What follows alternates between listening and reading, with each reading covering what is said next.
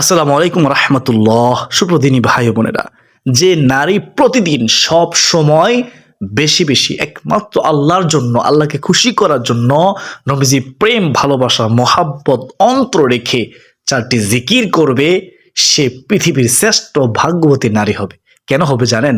কারণ তার সগীরা কবিরা সমস্ত গুনাহ মাফ হবে, আল্লাহ তাআলা তাকে নিষ্পাপ মাসুম করে দেবেন। সুবহানাল্লাহ। সম্মানিত দিনী ভাই বোন, আলোচনার শেষে আমরা আরো একজন দিনী বোনের চারটি গুরুত্বপূর্ণ প্রশ্নের উত্তর জানবো ইনশাআল্লাহ আজ্জা ওয়া জাল্লাহ। একজন নির্মে প্রশ্ন করেছেন, 1 নম্বর প্রশ্ন, আমি একদিন জোহরের সুন্নত আদায় করছিলাম, ঠিক সেই সময় জামাত দাঁড়িয়ে গেছে, তখন আমি কি নামাজ ভাঙবো নাকি চালিয়ে যাব? তা বুঝে উঠতে পারছিলাম না। আমার প্রশ্ন হলো, জোহরের সুন্নত নামাজের 1 রাকাত অথবা 2 রাকাত হয়েছে, এই অবস্থায় জামাত দাঁড়িয়ে গেছে, এক্ষেত্রে আমার করণীয় কি? 2 নম্বর প্রশ্ন হলো, শরীরে ফুজ লেগে গেলে করণীয় কি? কিতাবে কি রয়েছে সম্পর্কে? 3 নম্বর প্রশ্ন হলো, স্বপ্নদোষ হলে আমার শীতের সকালে গোসল সম্ভব নয়, তাহলে এক্ষেত্রে নামাজ পড়তে চাইলে কি করা উচিত? 4 নম্বর প্রশ্ন হলো, আমি জানতে চাই তায়াম্মুমের সুন্নত ও ফরজ কয়টি, তায়াম্মুম করার নিয়ম কি, তায়াম্মুম ভঙ্গের কারণ কয়টি, জানালে উপকৃত হতাম। তো চলুন বিস্তারিত জেনে নেই। সুপ্রিয় দর্শক মণ্ডলী, আপনাদেরকে শয়তান এই 4টি জিকির করতে দিবে না, কারণ আপনি না বুঝলেও শয়তান ঠিকই বুঝে এই 4টি জিকির করলে কপাল খুলে যাবে, আপনার ভাগ্য পরিবর্তন হবে, আল্লাহ ও তার রাসূল সাল্লাল্লাহু আলাইহি ওয়াসাল্লাম আপনার প্রতি সন্তুষ্টি হবে, খুশি হবে। শয়তান জানে এই 4টি জিকির করলে সকল দুঃখ কষ্ট পেরেশানি হতাশা দূর হবে। শয়তান জানে এই 4টি জিকির করলে দোয়া ও মনের আশা পূরণ হবে। তাই সুপ্রিয় দর্শক, এই 4টি জিকির থেকে শয়তান আপনাকে গাফেল করে দেবে, আপনাকে ধোঁকা দিয়ে এই 4টি জিকির থেকে আপনাকে সরিয়ে রাখবে। মনে রাখবেন সুপ্রিয় দর্শক, শয়তান যতই ধোঁকা দিক, শয়তানের ধোঁকায় পড়বেন না, এই 4টি জিকির বেশি বেশি করবেন ইনশাআল্লাহ আজ্জা ওয়া জাল্লাহ। তো প্রিয় দর্শক, 4টি জিকিরের মধ্যে 1 নম্বর জিকির হলো সুবহানাল্লাহ। সুবহানাল্লাহ বেশি বেশি পড়া। হযরত আব্দুল্লাহ ইবনে আব্বাস রাদিয়াল্লাহু তাআলা আনহু বর্ণনা করেন, এই বাক্যটির অর্থ হলো আল্লাহ পবিত্র, অর্থাৎ আল্লাহ তাআলা যাবতীয় মন্দ ও সব প্রকার দোষ ত্রুটি থেকে সম্পূর্ণ পবিত্র। একবার হযরত উমর রাদিয়াল্লাহু তাআলা আনহু হযরত আলী রাদিয়াল্লাহু তাআলা আনহুর নিকট প্রশ্ন করেছিলেন, আমরা লা ইলাহা ইল্লাল্লাহু এর অর্থ জানি, কিন্তু সুবহানাল্লাহ এর অর্থ তাৎপর্য কি আমরা জানি না। তখন হযরত আলী রাদিয়াল্লাহু তাআলা আনহু জবাব দিয়েছিলেন, আল্লাহ তাআলা এই বাক্যটি নিজের জন্য পছন্দ করেছেন, তিনি এই বাক্য দ্বারা সন্তুষ্ট হন, খুশি হন, অনেক বেশি খুশি হন। এই বাক্যটির জিকির আল্লাহ তাআলার মহান দরবারে অত্যন্ত পছন্দনীয় জিকির। সুবহানাল্লাহ সুবহানাল্লাহ। সুপ্রিয় দর্শক, হযরত মাইমুন ইবনে মেহরান রহমতুল্লাহি আলাইহি সুবহানাল্লাহ এর সম্পর্কে বলেছেন, এতে আল্লাহ তাআলার তাজিম রয়েছে এবং তার পবিত্রতার বর্ণনা রয়েছে। সুবহানাল্লাহ। হযরত সাদ ইবনে আবি ওয়াক্কাস রাদিয়াল্লাহু তাআলা আনহু বলেন, আমরা রাসূল সাল্লাল্লাহু আলাইহি ওয়াসাল্লামের নিকট ছিলাম, তিনি বললেন, তোমাদের কোনো ব্যক্তি প্রত্যেক দিন 1000 নেকি অর্জন করতে সক্ষম কি? তোর মধ্যে একজন বললেন, আমাদের মধ্যে কোনো ব্যক্তি কিভাবে 1000 নেকি অর্জন করবে? এটি কিভাবে সম্ভব ইয়া রাসূলুল্লাহ, ইয়া হাবিবাল্লাহ নবী গো? তখন দয়ার নবী, মায়ার নবী রাসূল সাল্লাল্লাহু আলাইহি ওয়াসাল্লাম বললেন, ও আমার সাহাবীরা শুনো, 100 বার সুবহানাল্লাহ বললে তার জন্য আল্লাহ তাআলা 1000 নেকি লিখে দিবেন। 1000 নেকি লেখা হবে, অথবা তার 1000 পাপ মোচন করা হবে, মহান আল্লাহ রাব্বুল আলামিন ক্ষমা করে দিবেন। সুবহানাল্লাহ। মুসলিম শরীফ ও মেশকাতের মধ্যে হাদিসটি রয়েছে। তো প্রিয় দর্শক, এখন আমরা জানবো 2 নম্বর জিকির। 2 নম্বর জিকির হলো সারাদিন বেশি বেশি করে আলহামদুলিল্লাহ পাঠ করা। আলহামদুলিল্লাহ বেশি বেশি পাঠ করা। সংক্ষেপে শুনুন আলহামদুলিল্লাহ সম্পর্কে। আলহামদুলিল্লাহ শব্দের অর্থ হলো সমস্ত প্রশংসা মহান আল্লাহ তাআলার জন্য।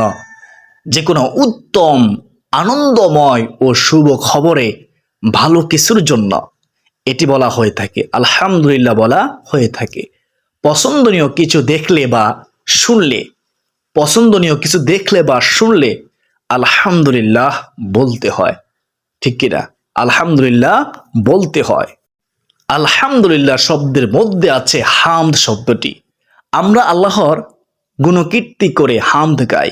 হামদ অর্থ প্রশংসা। ভালো কোনো খবর শুনলে আলহামদুলিল্লাহ বলা সুন্নাত। কোরআন পড়া শুরুই করতে হয় আলহামদুলিল্লাহ বলে। এছাড়া কোরআনের অন্যান্য প্রায় সব সূরাই যে এই বাক্য দিয়ে শুরু করতেই হয়, তা থেকেই এর তাৎপর্যের প্রমাণ পাওয়া যায়। মহানবী সাল্লাল্লাহু আলাইহি ওয়াসাল্লাম বলেছেন, রাহমাতুল লিল আলামিন নবীজি বলেছেন, আল্লাহর কাছে চারটি বাক্য প্রিয়। সুবহানাল্লাহ, 2 নম্বরে আলহামদুলিল্লাহ, 3 নম্বরে লা ইলাহা ইল্লাল্লাহ, 4 নম্বরে আল্লাহু আকবার। সুবহানাল্লাহ। মুসলিম শরীফের মধ্যে এই হাদিসটি রয়েছে। সুপ্রদর্শক, হাদিসে আছে আল্লাহর মাহাত্ম্য বর্ণনা ও প্রশংসার জন্য আলহামদুলিল্লাহ, আলহামদুলিল্লাহ এর চেয়ে উত্তম বাক্য আর নেই, আর কিছুই নেই। তিরমিজি শরীফের হাদিস। আরেকটি হাদিসে বলা হয়েছে আল্লাহ সবচেয়ে বেশি নিজের প্রশংসা পছন্দ করেন। সুবহানাল্লাহ। এজন্য তিনি নিজের প্রশংসা করেছেন এবং আমাদেরকেও তার প্রশংসার নির্দেশ দিয়েছেন। সুবহানাল্লাহ। বুখারী শরীফের হাদিস। হাদিসে আলহামদুলিল্লাহকে সবচেয়ে উত্তম দোয়া বলা হয়েছে। সবচেয়ে উত্তম দোয়া কি? আলহামদুলিল্লাহ। মহানবী সাল্লাল্লাহু আলাইহি ওয়াসাল্লাম বলেছেন, সর্বোত্তম ফজিলতপূর্ণ বাক্য লা ইলাহা ইল্লাল্লাহ এবং সর্বোত্তম দোয়া হলো, ও আমার উম্মত জেনে রেখো, সেটা হচ্ছে আলহামদুলিল্লাহ। তিরমিজি শরীফের হাদিস। মহানবী সাল্লাল্লাহু আলাইহি ওয়াসাল্লাম রাহমাতুল লিল আলামিন নবীজি আরো বলেছেন, আলহামদুলিল্লাহ আমলের পাল্লা পূর্ণ করে দেয়, পরিপূর্ণ করে দেয়। আর সুবহানাল্লাহ ও আলহামদুলিল্লাহ শব্দ দুটি আসমান ও জমিনের খালি জায়গা পূর্ণ করে দেয় আল্লাহ তাআলার নেকিতে। সুবহানাল্লাহ। মুসলিম শরীফের হাদিস। এর চেয়ে সুসংবাদ আর কি হতে পারে? একবার ভেবে দেখুন। সুপ্রদর্শক, এখন আমরা জানবো 3 নম্বর জিকির। 3 নম্বর জিকির হলো বেশি বেশি আল্লাহু আকবার, আল্লাহু আকবার পাঠ করা। আল্লাহ তাআলা সবচেয়ে বড়, তার চেয়ে বড় কেউই নেই, ঠিক কিনা? এই ধ্বনি এই বার্তা প্রকাশ করে শক্তি, সামর্থ্যের, সম্মান সব দিক থেকেই মহান আল্লাহ তাআলা সবার ঊর্ধ্বে। আল্লাহু আকবার এমন এক মহান শব্দ যে ধ্বনি শুনে শয়তান পলায়ন করে, শয়তান লজ্জিত হয়, শয়তান নিন্দিত হয়, অপমানিত হয়। আল্লাহু আকবার ধ্বনি বরকতময় এক মহান কালেমা, মহান ধ্বনি, যে ধ্বনিতে মুমিনের চিত্ত প্রশান্ত হয়। উমর ইবনুল খাত্তাব রাদিয়াল্লাহু তাআলা আনহু বলেন, আল্লাহু আকবার দুনিয়ার শ্রেষ্ঠ একটি বাক্য, উত্তম একটি বাক্য। তাফসিরে কুরতুবী সূরা ইসরা আয়াত নম্বর হচ্ছে 111। সুবহানাল্লাহ। হযরত আবু হুরায়রা রাদিয়াল্লাহু তাআলা আনহু বলেন, রাসূলুল্লাহ সাল্লাল্লাহু আলাইহি ওয়াসাল্লাম বলেছেন, আমার সুবহানাল্লাহ, আলহামদুলিল্লাহ, লা ইলাহা ইল্লাল্লাহু ওয়াল্লাহু আকবার বলা সারা দুনিয়া অপেক্ষাও আমার কাছে প্রিয়, আমার কাছে পছন্দনীয়, আমার কাছে উত্তম। কে বলেছেন? রাহমাতুল লিল আলামিন নবীজি রাসূল সাল্লাল্লাহু আলাইহি ওয়াসাল্লাম বলেছেন। মুসলিম শরীফের মধ্যে হাদিসটি রয়েছে। সুপ্রদর্শক, এখন আমরা জানবো সর্বশেষ 4 নম্বর জিকির। 4 নম্বর জিকিরটি হচ্ছে সবচেয়ে উত্তম জিকির, সেটা হচ্ছে লা ইলাহা ইল্লাল্লাহ এর জিকির। আমরা বেশি বেশি প্রতিদিন পাঠ করার চেষ্টা করব ইনশাআল্লাহ। সুপ্রদিনী ভাই বোন, শয়তান আপনাকে এই সর্বোত্তম জিকির থেকে ধোঁকা দিয়ে গাফেল করে দিবে, কারণ শয়তান জানে এই জিকির করলে আল্লাহ খুশি হয়ে আপনার জীবনের সকল গুনাহ মাফ করে দেবে। শয়তান বুঝে এই সর্বোত্তম জিকির করলে কপাল খুলে যাবে ইনশাআল্লাহ। তাই শয়তান ধোঁকা দিয়ে থাকে। শয়তানের ধোঁকায় পড়বেন না। আপনি মনোযোগ সহকারে শুনুন এই জিকির সম্পর্কে নবীজি সাল্লাল্লাহু আলাইহি ওয়াসাল্লাম কি সুসংবাদ দিয়েছেন। শুনলে শয়তান আর ধোঁকা দিতে পারবে না ইনশাআল্লাহ আজ্জা ওয়া জাল্লা। লা ইলাহা ইল্লাল্লাহ হচ্ছে ইমানের ৭০টি শাখার মধ্যে সর্বোত্তম, যার কারণে এই কালিমার জিকিরে রয়েছে গুরুত্বপূর্ণ ফজিলত, বরকত। সুবহানাল্লাহ। লা ইলাহা ইল্লাল্লাহ এর জিকিরের গুরুত্বপূর্ণ ফজিলতের কয়েকটি হাদিস তুলে ধরা হলো। ১ নম্বর হাদিস, হযরত জাবির ইবনে আব্দুল্লাহ রাদিয়াল্লাহু তাআলা আনহু হতে বর্ণিত, রাসূলুল্লাহ সাল্লাল্লাহু আলাইহি ওয়াসাল্লাম বলেছেন, সর্বোত্তম জিকির হচ্ছে, ও আমার উম্মত জেনে রেখো, লা ইলাহা ইল্লাল্লাহ, এবং সর্বোত্তম দোয়া হলো আলহামদুলিল্লাহ। সুবহানাল্লাহ। তিরমিজি শরীফ, ইবনে মাজাহ, নাসাই শরীফ, ইবনে হিব্বানের মধ্যে হাদিসটি রয়েছে। হযরত মুআজ রাদিয়াল্লাহু তাআলা আনহু হতে বর্ণিত, রাসূলুল্লাহ সাল্লাল্লাহু আলাইহি ওয়াসাল্লাম বলেছেন, যে ব্যক্তি খালেস অন্তরে একনিষ্ঠতার সঙ্গে লা ইলাহা ইল্লাল্লাহ বলবে, এ সর্বোত্তম জিকির করবে, সে জান্নাতে প্রবেশ করবে, সে বেহেশতে প্রবেশ করবে, হাসতে হাসতে জান্নাতে চলে যাবে। সুবহানাল্লাহ। মুসনাদে আহমদ শরীফের হাদিস। এর চেয়ে সুসংবাদ আর কি হতে পারে, একবার ভেবে দেখুন। হযরত ইতবান বিন মালিক রাদিয়াল্লাহু তাআলা আনহু হতে বর্ণিত, রাসূলুল্লাহ সাল্লাল্লাহু আলাইহি ওয়াসাল্লাম বলেছেন, যে ব্যক্তি একমাত্র আল্লাহকে সন্তুষ্ট করার জন্য লা ইলাহা ইল্লাল্লাহ বলবে, কিয়ামতের দিন সে এমনভাবে উপস্থিত হবে যে তার উপরে জাহান্নাম হারাম হয়ে গেছে। দলিল বুখারী ও মুসলিম শরীফ এবং মুসনাদে আহমদ শরীফের মধ্যে হাদিসটি রয়েছে। হযরত আনাস রাদিয়াল্লাহু তাআলা আনহু হতে বর্ণিত, রাসূলুল্লাহ সাল্লাল্লাহু আলাইহি ওয়াসাল্লাম বলেছেন, কিয়ামতের দিন আল্লাহ তাআলা বলবেন, হে মুহাম্মদ, সৃষ্টির মধ্য হতে আপনার উম্মতের মধ্যকার এমন ব্যক্তিকে জান্নাতে প্রবেশ করান, যে ব্যক্তি ঈমানের সাথে একবার হলো এই কালিমার সাক্ষ্য দিয়েছে, লা ইলাহা ইল্লাল্লাহ। যে এই কালিমা জিকির করবে, আল্লাহ তাআলা তাকে ঈমানের সঙ্গে মৃত্যু নসিব করবেন। আল্লাহ তাআলা মুসলিম উম্মাহকে লা ইলাহা ইল্লাল্লাহ এর জিকির করার মাধ্যমে মৃত্যুর সময় কালিমা নসিব এবং জান্নাত লাভের তৌফিক দান করুন। সকলে বলি আল্লাহুম্মা আমিন। সুপ্রদিনী ভাই বোন, আমি গুনাহগার, চেষ্টা করেছি বোঝানোর, আশা করি বুঝতে পেরেছেন, আলহামদুলিল্লাহ। তো প্রিয় দর্শক, এখন আমরা জানবো সেই 4টি গুরুত্বপূর্ণ প্রশ্নের উত্তর ইনশাআল্লাহ। 1 নম্বর প্রশ্ন, আমি একদিন জোহরের সুন্নত আদায় করছিলাম, ঠিক সেই সময় জামাত দাঁড়িয়ে গেছে, তখন আমি কি নামাজ ভাঙবো নাকি চালিয়ে যাব, তা বুঝে উঠতে পারছিলাম না। আমার প্রশ্ন হলো, জোহরের সুন্নত নামাজের 1 রাকাত অথবা 2 রাকাত হয়েছে, এই অবস্থায় জামাত দাঁড়িয়ে গেছে, এক্ষেত্রে আমার করণীয় কি, আমি কি করব, কিতাবে কি রয়েছে? সুপ্রদিনী ভাই বোনেরা, এর জবাব, এর উত্তর হচ্ছে, সুন্নত নামাজ 1-2 রাকাত পড়া অবস্থায় জামাত দাঁড়িয়ে গেলে 2 রাকাত শেষ করে সালাম ফিরিয়ে জামাতে শরিক হয়ে যাবে। জামাত শেষ হওয়ার পর প্রথমে ফরজ সুন্নত পড়বে, অতঃপর জোহরের আগের 4 রাকাত সুন্নত কাজা করে নেবে। হেদায়ে গ্রন্থ 1ম খণ্ড 313 পৃষ্ঠার মধ্যে রয়েছে, অন্য ফাতোয়া কিতাবের মধ্যে এই ফাতোয়াটি রয়েছে। 2 নম্বর প্রশ্ন হলো, শরীরে ফুজ লেগে গেলে করণীয় কি, কিতাবে কি রয়েছে, এর মাসআলা কি?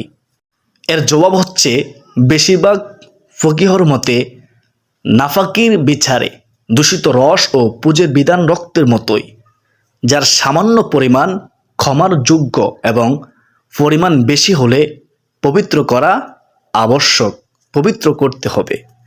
শরীরে কোনো ক্ষত তৈরি হলে তা থেকে নির্গত দূষিত তরল পদার্থকে ফুজ বলা হয়।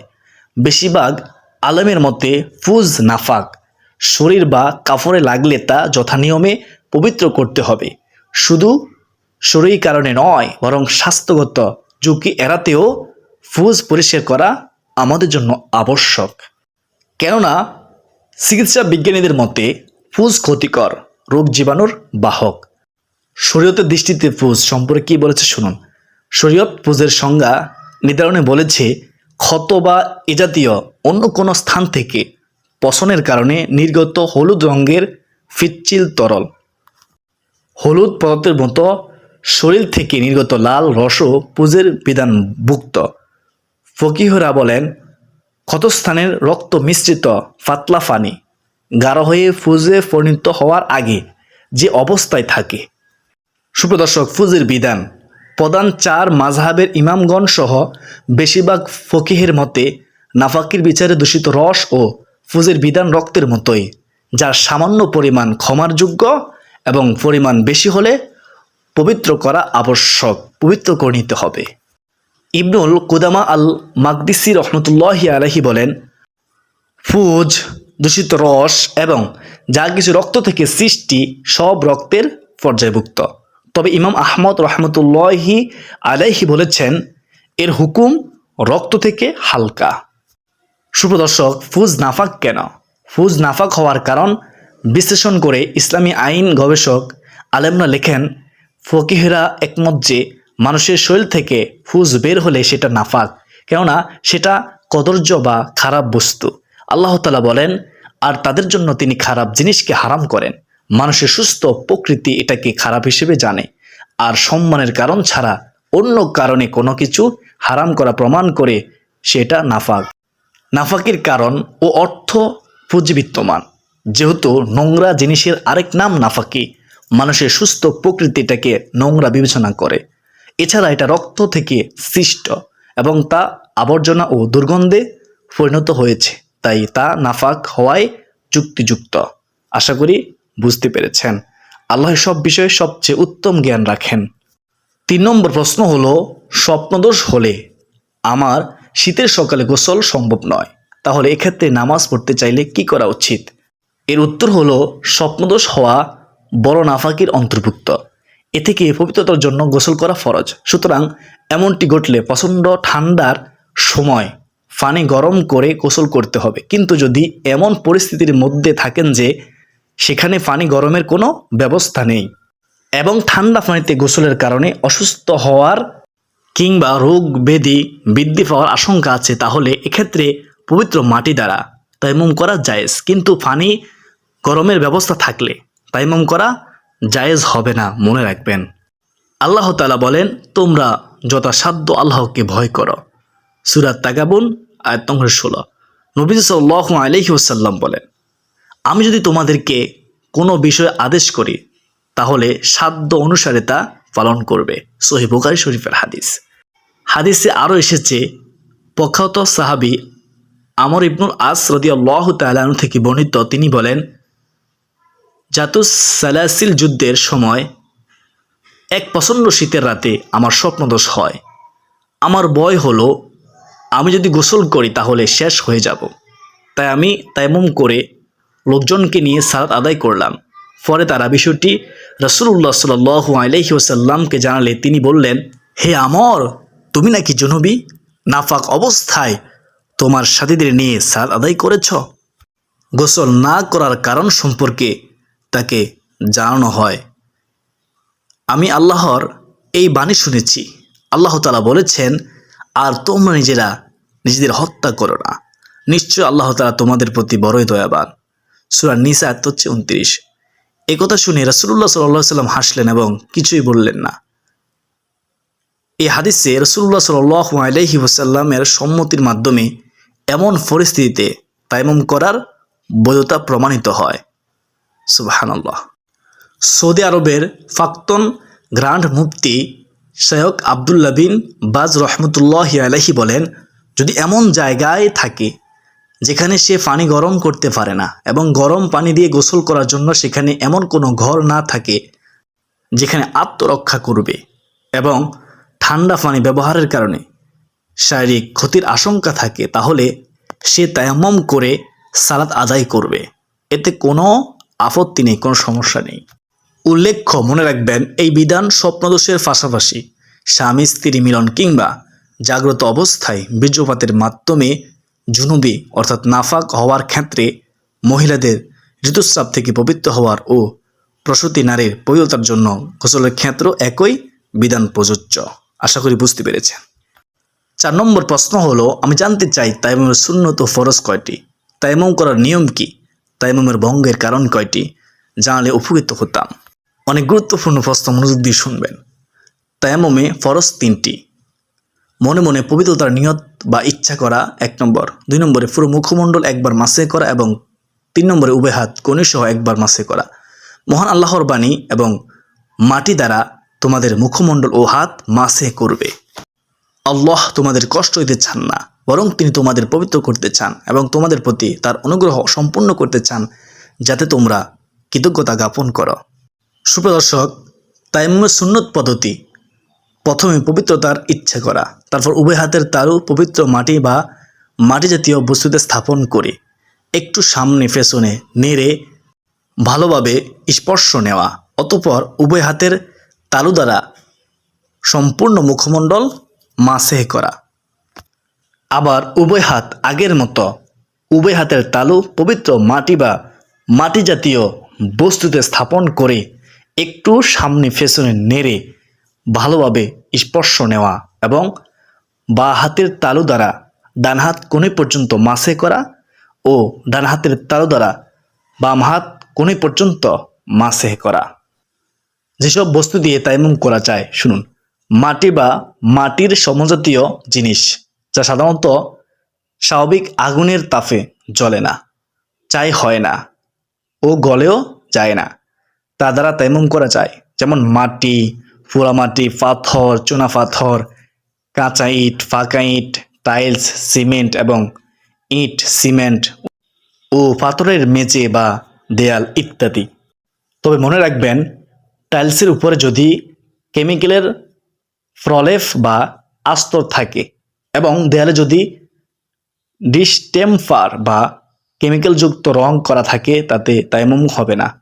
উল্লেখ্য, তায়াম্মুমের জন্য ধুলাবালুর প্রয়োজন নেই, বরং হাতে বেশি ধুলাবালু লাগলে মাসে করার আগে তা ঝেড়ে ফেলতে হবে। তায়াম্মুম ভঙ্গের কারণ: প্রতি নামাজের ওয়াক্তে নতুন করে তায়াম্মুম করতে হবে। ওযু ভঙ্গের যে 7টি কারণ রয়েছে, সেসব কারণে তায়াম্মুম নষ্ট হবে। উপরন্ত পানি ব্যবহারে সক্ষমতা এলে তায়াম্মুম অকার্যকর হয়ে যাবে। কঠিন সমস্যা ছাড়া তায়াম্মুম গ্রহণযোগ্য নয়, মনে রাখবেন। বুখারী শরীফ প্রথম খণ্ড তায়াম্মুম অধ্যায় পৃষ্ঠা নং 185 থেকে 196, হাদিস নং 327। তো প্রিয় দর্শক, আমি মনে করি আজকের ভিডিওটি যেহেতু অনেক গুরুত্বপূর্ণ, তাই ভিডিওটি শেয়ার করে দিবেন ইনশাআল্লাহ। আজকের জন্য এ পর্যন্তই। সকলের সুস্বাস্থ্য কামনা করে বিদায় নিচ্ছি। আসসালামু আলাইকুম ওয়া রাহমাতুল্লাহি ওয়া বারাকাতুহু।